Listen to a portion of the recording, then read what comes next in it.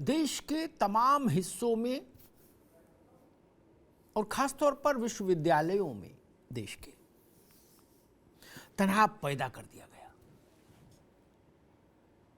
Delhi university हो, Jawaharlal Nehru university हो दिल्ली की, अंबेडकर कॉलेज हो, जामिया मिलिया हो, यहां से लेके कलकत्ता के प्रेसिडियम कॉलेज तक जगह जगह संघर्ष।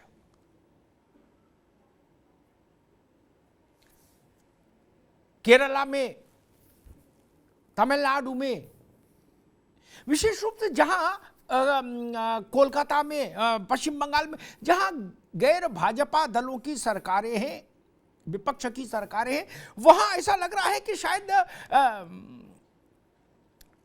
एक बीबीसी की डॉक्यूमेंट्री को एक औजार के तौर पर इस्तेमाल करने की कोशिश हो रही है। ये खेल खतरनाक है। ये खेल, चिंगारी का खेल बुरा होता है, अटल जी ने कभी कहा था। सरकार ने एक डॉक्यूमेंट्री को प्रतिबंधित किया, एक वृत्तचित्र को, कहा यह वृत्तचित्र नहीं चलेगा भाई। सरकार को ऐसा करने का विधिक अधिकार हासिल है, कानून है इसके लिए। फिर इसकी सार्वजनिक स्क्रीनिंग के लिए जोर आजमाइश हिंदुस्तान के अलग अलग इलाकों में क्यों हो रही है, इसके पीछे का एजेंडा तो समझना पड़ेगा। बीबीसी परेशान हो कि भाई मेरी बनाई ये डॉक्यूमेंट्री नहीं चल पा रही है, तो भी बात समझ में आता है। जिनका बीबीसी से अभी कोई लेना देना नहीं, वो भी कह रहे हैं कि जी हम सार्वजनिक तौर पर इसकी स्क्रीनिंग कराएंगे।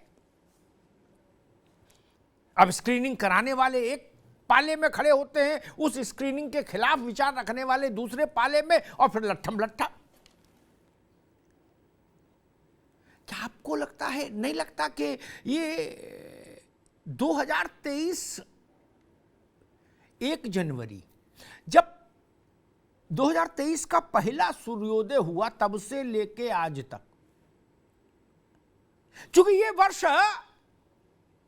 चुनावी वर्ष है राज्यों के हिसाब से,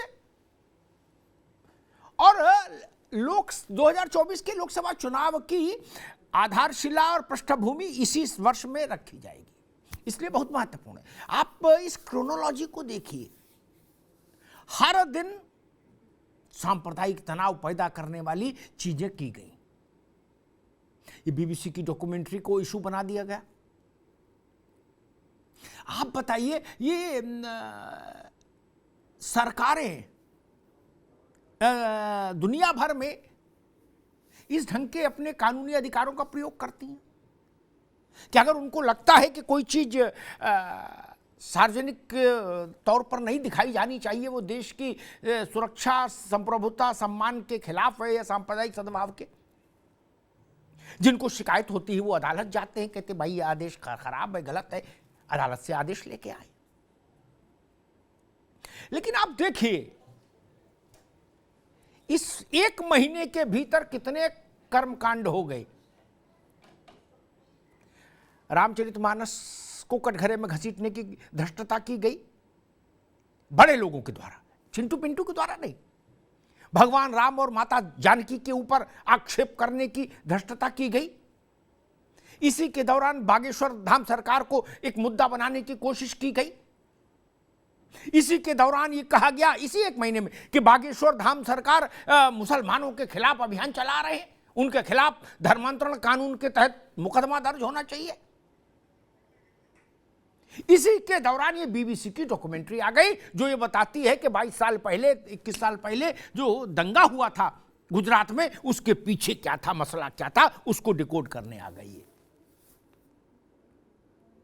और देखिए मजे की बात, ये संयोग नहीं हो सकता, इतने सारे संयोग कैसे हो सकते? सारी एक ही मिजाज की चीजें हैं, जिनसे उत्पात पैदा हो, जिनसे उपद्रव पैदा हो, जिनसे टकराव पैदा हो, देश में अशांति पैदा हो, फिर उसका राजनीतिक तौर पर लाभ लिया जाए, यही ना। और मजे की बात देखिए, तृणमूल कांग्रेस की एक सांसद हैं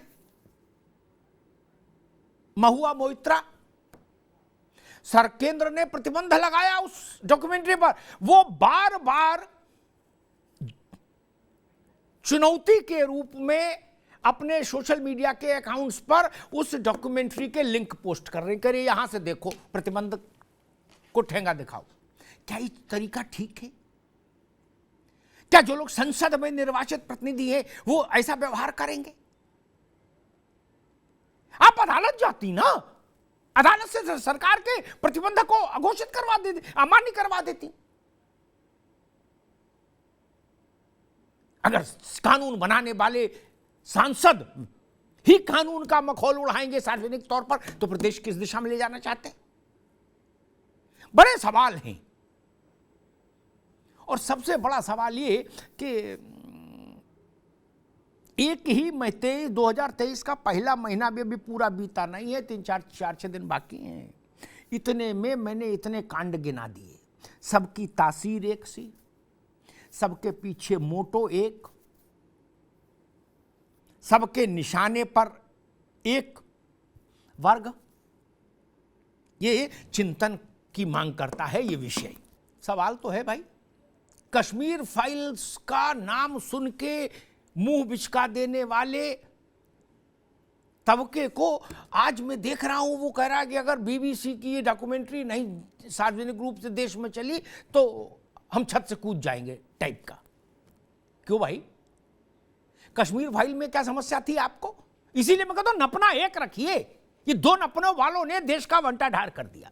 गुलाटी साहब, सरकार के पास ये वैधानिक अधिकार है, कानूनी अधिकार है कि वो किसी सामग्री को प्रतिबंधित घोषित कर दे।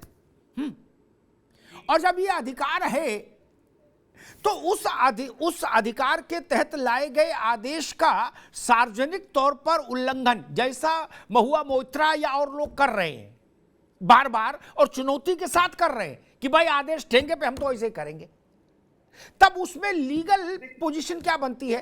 गुलाटी साहब, बादल देवनाथ साहब, सामान्य लोग इस ढंग का काम करें तो समझ में आता है, कम से कम मन में सांसद कुछ भी रखे हैं, ऊपर से तो ठीक ठाक दिखना चाहिए। इतनी अपेक्षा तो लोकतंत्र में होती है। या आप सुप्रीम कोर्ट चले जाए, मान लीजिए महुआ को लगता है कि नहीं ये आदेश गलत है सरकार का, सुप्रीम कोर्ट चले जाइए, कहिए भाई ये जो इन्होंने डॉक्यूमेंट्री को प्रतिबंधित किया है आईटी एक्ट के तहत, हम इसके खिलाफ आए हैं हुजूर। लेकिन बार बार उसी चीज को आप डाल रहे हो और ये बता रहे हो कि हाँ जी हम तो बागी हैं, तो एक सवाल खड़ा होता है कि पश्चिम बंगाल में इतनी इतनी घटनाएं घट गई, दुर्घटनाएं घट गई, बागी मन कभी विचलित नहीं हुआ? नहीं, इतनी राजनीतिक हत्याएं हो गई, ऐसी परिस्थितियां हो गई, वो एक मंत्री पकड़ा गया था रुपया पैसे के साथ, है ना, ये सब हो गया। तब महुआ जी के मन में कभी बगावत का कोई जज्बा नहीं जागा। आज जब वो सांसद हैं, उनके पास विकल्प उपलब्ध है, वो कोर्ट जाएं। लेकिन अगर वही ऐसा काम करेंगी तो फिर तो समझ में आएगा कि इसके पीछे कोई इंटेंशन दूसरा है। देवनाथ जी,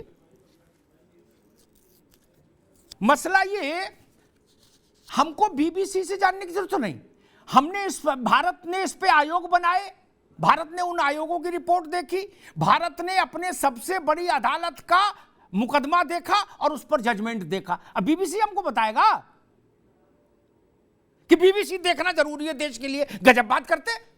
और जिन लोगों को ये तकलीफ हो रही है कि रातों रात बैन कर दिया, वो शायद जानकारी नहीं रखते।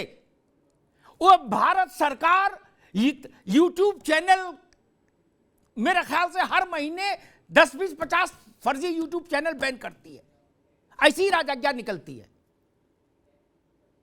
तब तो नहीं कोई आता बहस करने।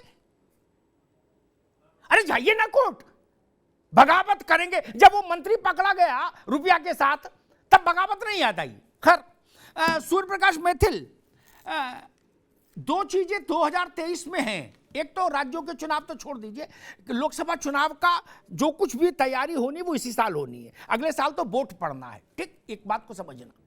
दूसरा, G20 की चेयरमैनशिप आई भारत के पास, तो विश्व भर के बड़े नेताओं का, राष्ट्राध्यक्षों का मूवमेंट रहेगा। 200 से ज्यादा कार्यक्रम होंगे, ठीक। उस समय ये टाइमिंग भी बड़ी महत्वपूर्ण होती है। 20-22 साल पुरानी घटना जिस पर देश की सबसे बड़ी अदालत निर्णय दे चुकी, 2 आयोग बैठ चुके, ठीक, और जिस पर भारत की जनता 3-4 बार वोट कास्ट कर चुकी। मैं मौत का सौदागर ये शब्द चुनाव के मैदान में आया था ना, उसके बाद भी जनता ने वोट किया। इसके पीछे क्या डिजाइन देख रहे हैं? ये टाइमिंग। मैं आऊंगा आपके पास, दोबारा मैं आऊंगा। मैं आलोक जी के पास चलता हूं, फिर रत्नाकर भाई आपके पास आता हूं। आलोक जी, बीबीसी की बड़ी चर्चा हो रही है, लोगों से कहा जा रहा है इतनी बड़ी कंपनी है, इतना बड़ा उसका रिकॉर्ड है, और ठीक बात है। बीबीसी के प्रति अतिरिक्त स्नेह एक वर्ग में जागृत हो गया अचानक से। खैर ठीक है, अच्छी बात है। मेरे मन में एक बड़ा छोटा सा सवाल आया, क्या वही रखता हूं। अमेरिका के 3 राष्ट्राध्यक्ष, Barack Obama, George W Bush और क्लिंटन साहब, ठीक, इन 3 के कार्यकाल में, केवल बाकी पुराना छोड़ दो, केवल इन 3 के कार्यकाल में अमेरिका ने 9 राष्ट्रों पर सशस्त्र हमला किया, आर्म्ड अटैक, ठीक, मिलिट्री अटैक, ठीक, हजारों लोग मारे गए, लाखों निर्वासित हो गए, अस्त व्यस्त हो गए देश। क्या बीबीसी ने कभी उन पर कोई एक छोटी सी चुटपुटिया टाइप की भी रील नहीं बनाई? नहीं, कभी बनाना चाहिए था ना, और अमेरिका में जाके वहां चलाना चाहिए था, न्यूयॉर्क के स्क्वायर पे। क्या कहने से तो भाई देखिए, हम तो खरी पत्रकारिता करते, लेकिन बनाया नहीं। पूछते ना अमेरिका से कि दुनिया भर में आपने अफरा तफरी क्यों मचा दी? पांडे जी, ये 22 साल बाद भारत में जब परिस्थितियां, वो G20 भी एक इशू है, लोकसभा का चुनाव एक इशू है, बहुत सारी परिस्थितियां हैं इस वक्त। उसी वक्त ये अचानक से डॉक्यूमेंट्री आती है, और उसके पीछे डॉक्यूमेंट्री आना एक चीज है, उसके पीछे एक खास सियासी बवंडर चलने लगता है, तब तो उसका एक मैसेज समझना पड़ेगा। आलोक पांडे, ठीक बात। रत्नाकर भाई, एक मसला खड़ा होता है सामान्य समझ वाले व्यक्ति के सामने भी, कि भाई जिस रिपोर्ट को, जिस संस्था की जिस रिपोर्ट को आज भारत में जिसके पीछे एक राजनीतिक वर्ग समर्थन में खड़ा है, उसको उस देश के निर्वाचित प्रधानमंत्री ने खारिज कर दिया, और 3 बिंदुओं पर खारिज किया। कहा यह भारत की संप्रभुता का अपमान है, वहां की जांच व्यवस्था का अपमान है, वहां की पुलिसिंग का अपमान है, वहां के कायदा कानून का अपमान है, वहां के जुडिशरी का अपमान है, इसलिए हम इसको खारिज करते हैं, ठीक है। और हमसे कहा जा रहा है कि ना, हमको इसको कालिज लगाना है, चौराहे चौराहे लगाना है, और महुआ मोहित्रा कह रही है कि हम तो बागी हैं। तो बगावत के पीछे तर्क भी तो देना होगा ना, नहीं? रत्नाकर सिंह जी, 2-3 बातें बड़ी महत्वपूर्ण हैं। ये प्रश्न उठाना कि भाई आखिर क्यों डर है। मैथिल जी अभी नहीं आएंगे। मथाई की किताब भारत ने क्यों बैन की थी? क्यों बैन की थी? देश को जानने का हक नहीं था कि जवाहरलाल जी का जो पीए रहा इतने वर्षों तक, उसने जो अपने अनुभव लिखे वो देश जाने, क्यों बैन हुई? जवाहरलाल जी नहीं, अभी नहीं आएंगे ना, जब बाद में अवसर दे तब तो नोट करते रहिए, तब उत्तर दीजिएगा, ऐसे नहीं। लेडी माउंटबेटन और पंडित जी के बीच के खतों किताबत को मांगा गया, नहीं दिया गया ना, कहा इससे छवि प्रभावित होगी, इसलिए नहीं दिया जाएगा। आपकी जानकारी है कि नहीं है मुझे नहीं पता। नेताजी सुभाष चंद्र बोस से जुड़ी सरकारी दस्तावेजों की मांग आज से नहीं, दशकों से हो रही है, और हर बार यही जवाब आता है कि अंतर्राष्ट्रीय संबंध और नीतियों पर असर पड़ेगा, इसलिए दस्तावेज नहीं सार्वजनिक कर सकते। क्यों भैया? नेताजी सुभाष चंद्र बोस के बारे में जानने का हक नहीं देश को? ये कड़वा कड़वा थू और मीठा मीठा गप, ये तरीका ठीक नहीं। पूरा पारदर्शी करो ना यार, मैं तो कह रहा हूं। पूरा पारदर्शी करो, ये आधा आधा नहीं चलेगा। गुजरात भी दिखाओ, कश्मीर भी दिखाओ, और यहां से लेकर सोमनाथ तक की सारी कथा दिखाओ। सबको पता होना चाहिए देश में क्या हुआ। आइए, ये नहीं चलेगा कि नहीं इतना वाला दिखाएंगे, इतना वाला रिस्ट्रिक्टेड कर देंगे, ये नहीं चलेगा। गुलाटी साहब, कोई सरकार, अरे भैया, कोई सरकार ऐसी नहीं रही 35 साल के मेरे जर्नलिस्टिक करियर में जिसने कुछ ना कुछ चीजें प्रतिबंधित नहीं की हो। तस्लीमा नसरीन का उपन्यास प्रतिबंधित हो गया, उनका रशीदी का हो गया सैटेनिक वर्सेस। क्यों भाई, देश को जानने का हक नहीं है? गुलाटी साहब, कानून तो बराबर होना चाहिए ना। नहीं जी, बिल्कुल ठीक बात है। देवनाथ जी, क्या ये बेहतर विकल्प नहीं होता कि सुप्रीम कोर्ट को नॉक किया जाता और कहा जाता कि केंद्र सरकार ने कानून, जिन कानूनों को हवाला देके इस डॉक्यूमेंट्री को प्रतिबंधित किया है वो कानून इसमें एप्लीकेबल नहीं है, कोर्ट डिसीजन दे देता। नहीं तो ये सड़क पर झंझट नहीं होता, ज्यादा बेहतर रास्ता होता। लेकिन एक बात कह के आऊंगा, फिर आप अपना निपटिए सुन लीजिए दोनों लोग। एक बात कह के आता हूं कि हमको तय ये करना होगा, हम एक कारोबार करने वाली मीडिया कंपनी की बात को अंतिम माने या उसके देश के प्रधानमंत्री के ऑफिशियल वक्तव्य को अंतिम माने। ठीक, ऋषि सुनक की बात माने या बीबीसी के सीईओ ने क्या कहा, बीबीसी के अर्दली ने क्या कहा, चपरासी ने क्या कहा, गार्ड ने क्या कहा, ड्राइवर ने क्या, इसको माने। मुझे लगता है अगर हमको किसी दूसरे देश को, अगर किसी देश के, इस बात से मेरे ख्याल से रत्नाकर भी सहमत होंगे, होना चाहिए, नहीं है तो फिर मेरा दुर्भाग्य, लेकिन होना चाहिए। जब आप देश से देश की बात करते हैं तो देश का चेहरा प्रधानमंत्री ही है, या जहां प्रेसिडेंशियल सिस्टम है वहां राष्ट्रपति है। आपको रुक जा भैया, अच्छा लगे तो, बुरा लगे तो पानी पी लो, ठीक, कुछ खा लो, थोड़ा आराम कर लो, लेकिन उससे बदल नहीं जाएगा। बाइडन अच्छे लगे बुरे लगे, अमेरिका का चेहरा बाइडन, ब्रिटेन का चेहरा सुनक, भारत का चेहरा मोदी। इसे कैसे कोई माइकल इनकार कर देगा? हमारे कहने से नहीं होगा कि हम नहीं मानते। विश्व मंच पर अगर ब्रिटेन की आवाज कोई है तो वो सुनक है ना। सुनक का वक्तव्य हमने यहां पर उद्धृत किया ना।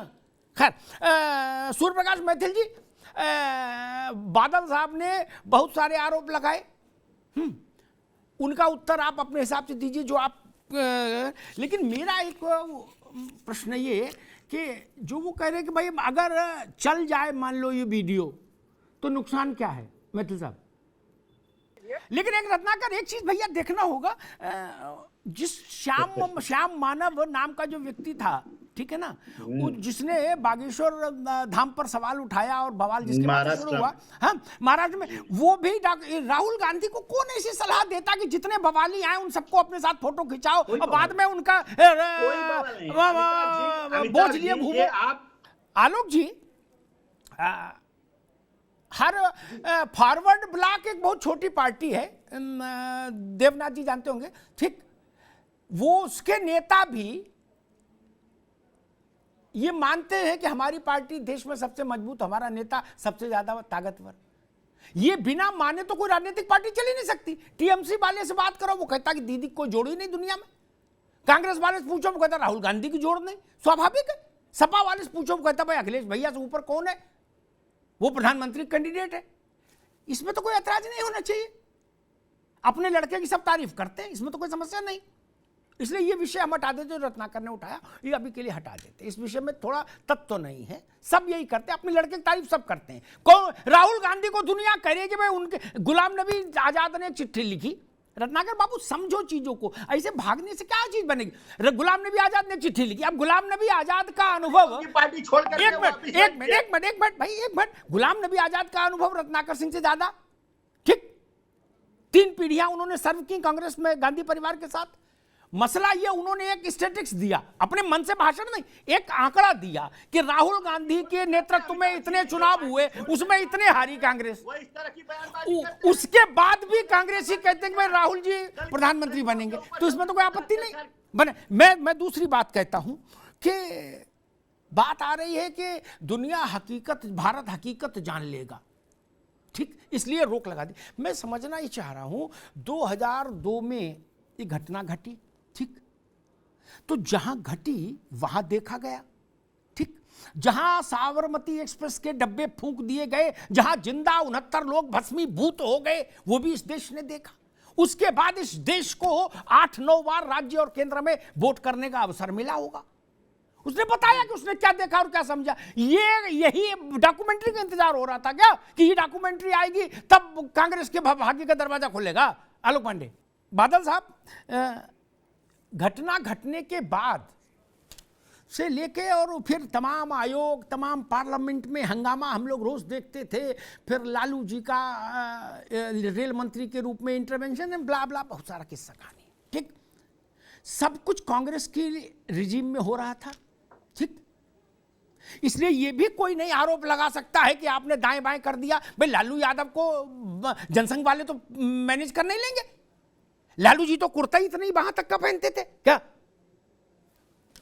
और उनसे बड़ा सेकुलरिज्म का चैंपियन भी कोई नहीं था सो कॉल्ड।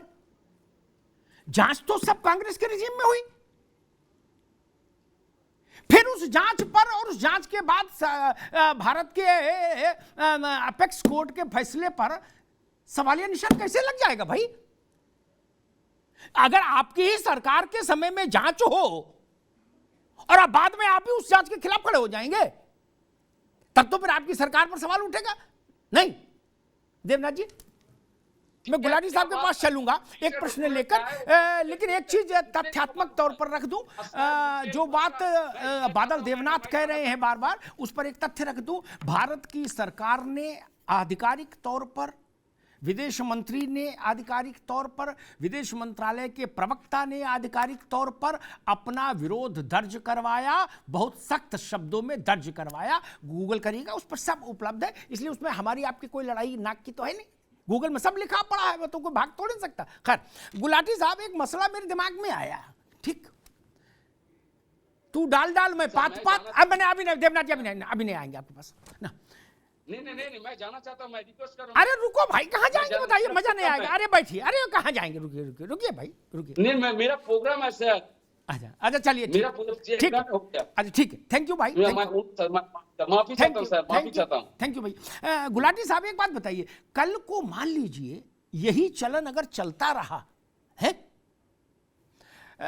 सूडान में कोई झुमरी तलैया नाम का चैनल होगा, उससे बनवा देंगे राहुल गांधी की डॉक्यूमेंट्री, ठीक, कांगो में कोई कबूतर छाप चैनल होगा, मान लीजिए, उससे बनवा देंगे ममता जी के ऊपर एक डॉक्यूमेंट्री।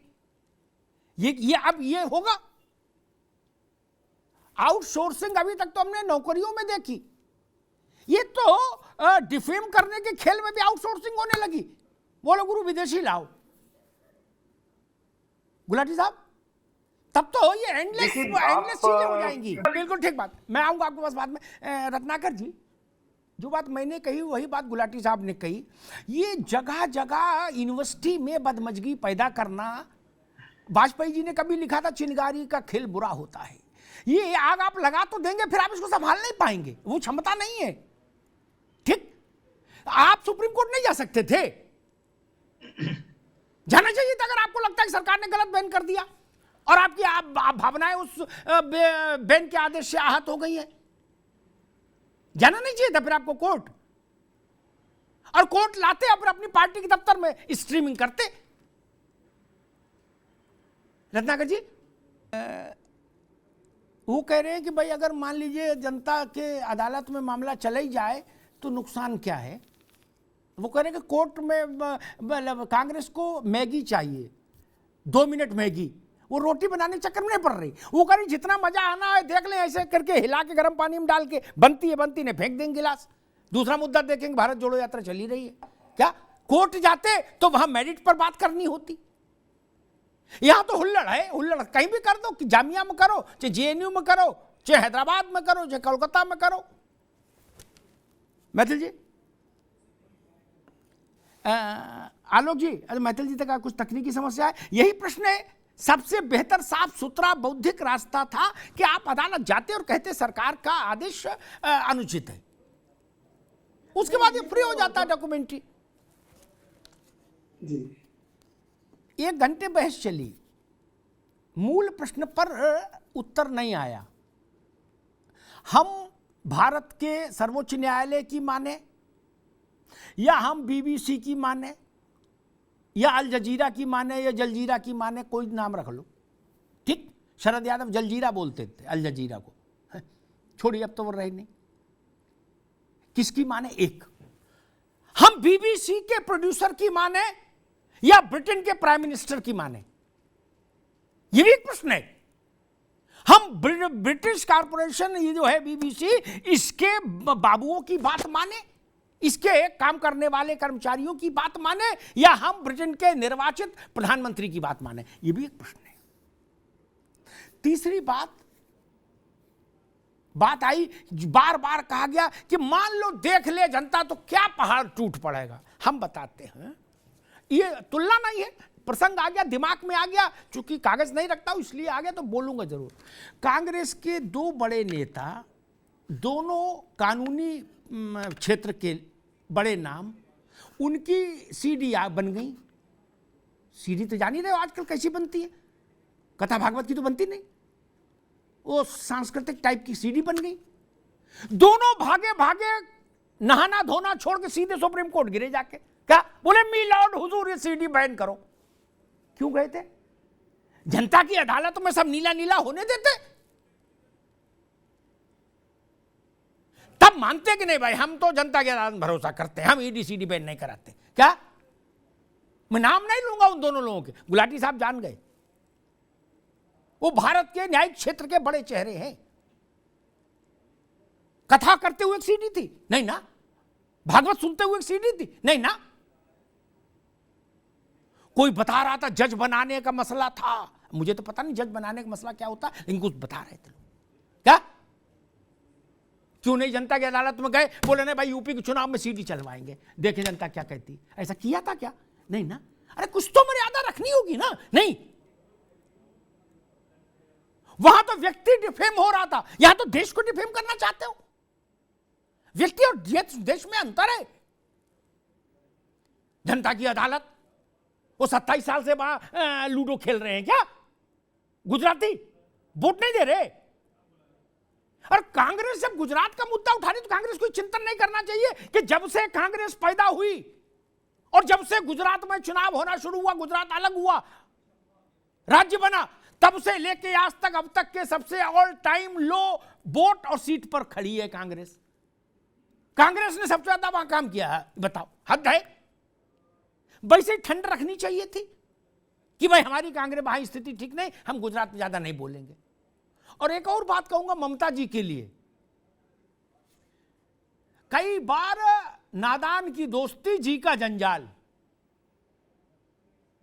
ममता जी समझ गई चीजों को। मैं ममता जी को व्यक्तिगत तौर पर मेरे ख्याल से 2.5 दशक से तो देख ही रहा हूं, एक पत्रकार के नाते। जब वो दिल्ली थी तब से वो समझ गई थी कि देश के मन के साथ चलना होगा, इसलिए वो चुनाव में जब मंच पर आती थी तो चप्पल उतार देती थी, मंच का इस चरण वो करती थी, और माइक पर भाइयों बहनों बोलने से पहले बोलती थी जयंती मंगलो काली भद्रकाली कपालिनी दुर्गा क्षमा शिवा धात्री स्वाहा सुधा नमोस्तुते। क्या वो जान गई थी। लेकिन ये महुआ मोइत्रा जैसे लोग उनको भी डुबो देंगे, जान लीजिए। ये वही हैं महुआ जी जिन्होंने कहा था कि हम तो भाई काली को शराब पीने वाले और मांस खाने वाले रूप में मानेंगे, आप क्या कर लोगे। और काली का जो पोस्टर आया था जिसमें उनको एलजीबीटी का झंडा लिए दिखा दिया था और सिगरेट पीते हुए, महुआ जी उसी दौरान ऐसा प्रवचन दिए थी। तब मालूम है वो चले गए हमारे मित्र बादल देवनाथ ने, उनसे पूछता कि तब ममता बनर्जी ने क्यों कमान अपने हाथ में ली थी और कहा था कि नहीं ये सब बातें मैं खारिज करती हूं, महुआ का बयान टीएमसी का बयान नहीं, और हम तो बिल्कुल सिर से पांव तक चंडी पाठ करने वाले लोग हैं। क्यों बोली थी? ये लोग टीएमसी का भी बंटा ढर करा देंगे, महुआ जैसे लोग, जान लीजिए। भारत पंथ निरपेक्ष शासन चाहता है, लेकिन भारत का राष्ट्र धर्म पंथ मतलब ये पंथ विरुद्ध, ये धर्म विरुद्ध व्यवस्था को स्वीकार नहीं करता। भाजपा तो अभी पैदा हुई, जवाहरलाल के समय तो थी नहीं। और जो पार्लियामेंट का अभी पुराना हाउस है, उसमें जहां लोकसभा है, उस स्पीकर का जो आसन है, उसके ऊपर तो अंग्रेजों के समय का लिखा है, जवाहरलाल के समय का भी नहीं लिखा। क्या लिखा है? धर्म चक्र प्रवर्तनाय। क्या महुआ मोत्रा की फोटो नहीं लगी है वहां, ना इनका कोई कोटेशन लगा है। क्या लिखा भारत ने? धर्म चक्र प्रवर्तनाय, धर्म के चक्र के प्रवर्तन के लिए यह सदन है। अब महुआ मोत्रा सुने कि उनकी सुने? ये लोगों ने ऐसे ही कांग्रेस का वंटा ढार किया, सिब्बल, खुर्शीद और अय्यर जैसे लोगों ने। ये बात जानती है कांग्रेस। और वैसे ममता बनर्जी के लिए संकट का कारण बनेंगी महुआ मोत्रा जैसे लोग। आप सांसद हैं, आप भारत सरकार के निर्णय से असंतुष्ट हैं, उसके आदेश से अदालत जाइए ना, धज्जियां उड़ा दीजिए अदालत में आदेश की।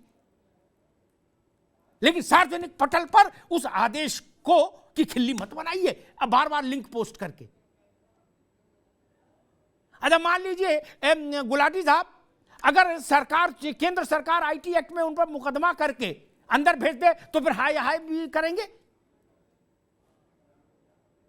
जब तक कि केंद्र का आदेश सर्वोच्च न्यायालय बदल नहीं देता, तब तक तो वो आदेश सब पर लागू है। कांग्रेस के हो तो भी, टीएमसी के हो तो भी, और किसी के ना हो पार्टी के तब भी। यूनिवर्सिटी को निशाना क्यों बनाया जा रहा है? यूनिवर्सिटियों को अड्डा क्यों बनाया जा रहा है? मैं कल जेएनयू में फिर वही नारे गूंज रहे थे, हम आजादी आजादी। ये क्या है ड्रामा?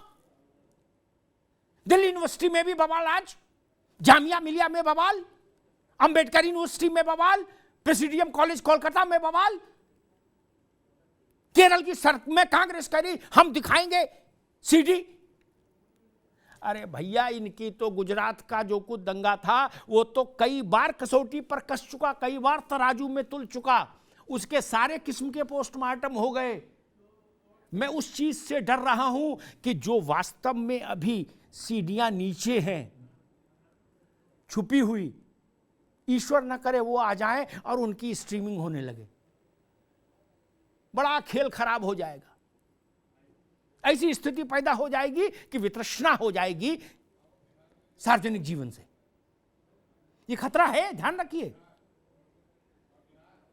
सीढ़ियां हैं, सब, हर सीढ़ी का रंग अलग है, कुछ में इंद्रधनुषी रंग है, तब क्या करिएगा? और अदालत से रोक लगवा भी लीजिएगा तो जैसे ये नहीं रुकी वैसे वो भी नहीं रुकेगी। तब भारत की एके एंटोनी साहब के पुत्र ने सबसे अच्छी बात कही थी, अनिल एंटोनी ने। मैं उसी के साथ बात समाप्त करूंगा। उन्होंने कहा था कि भाजपा के साथ हमारे राजनीतिक मतभेद हो सकते हैं, हमारी प्रतिस्पर्धा हो सकती है, लेकिन जब भारत की सॉवरेनिटी, संप्रभुता, सम्मान, न्यायिक स्वतंत्रता, इनका प्रश्न आए तो हम किसी विदेशी शक्ति को, संस्था को हस्तक्षेप करने की अनुमति नहीं दें। यही बात आनी चाहिए, यही बात महुआ मोत्रा जैसे लोगों को समझनी चाहिए, और यही बात दूसरे लोगों को समझनी चाहिए। भाजपा से आपकी लड़ाई है, भाजपा की कांग्रेस से, कांग्रेस की भाजपा से, ठीक बात है, लड़िए, लेकिन विदेशी टूल को इसमें मत लाइए। ये रास्ता खराब है, ये दरवाजा आप खोल देंगे तो ये गलती बहुत भारी पड़ेगी, ये ध्यान रखिएगा। धन्यवाद।